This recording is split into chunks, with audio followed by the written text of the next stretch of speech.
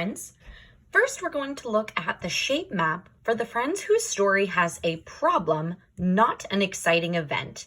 So you can tell that this is the right organizer for them because the word problem is circled. If you remember my story had a problem in it. The problem was I fell out of my kayak and into the water. So in this first space, I had to draw a quick sketch about what the problem was. So as I just mentioned, here's me in the water, here's my paddle, here's my kayak, I have a sad face.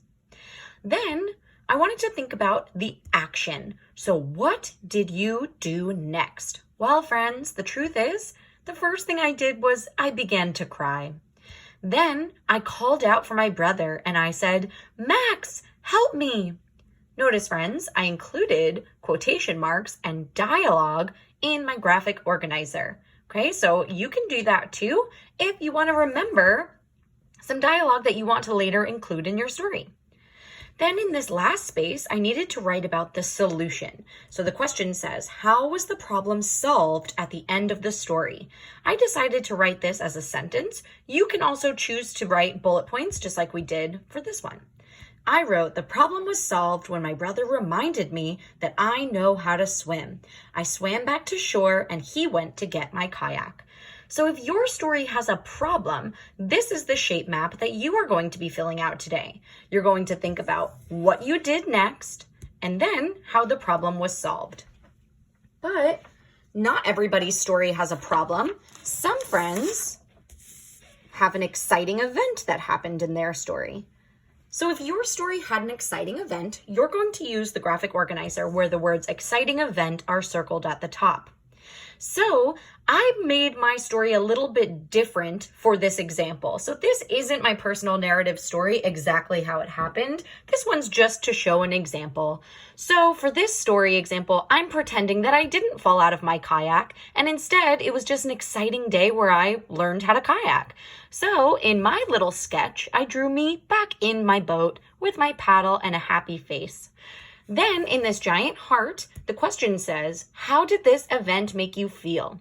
So I thought about, well, if I didn't fall out of my kayak, I would feel proud of myself for trying something new. I would feel brave and I would feel joy. So you can write this as sentences or you can write little bullet points.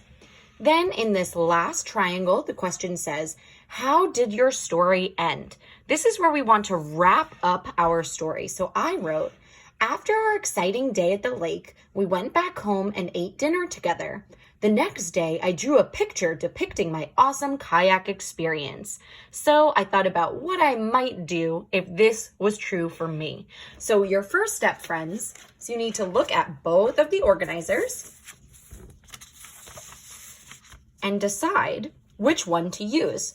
Use the bubble at the top to help you see.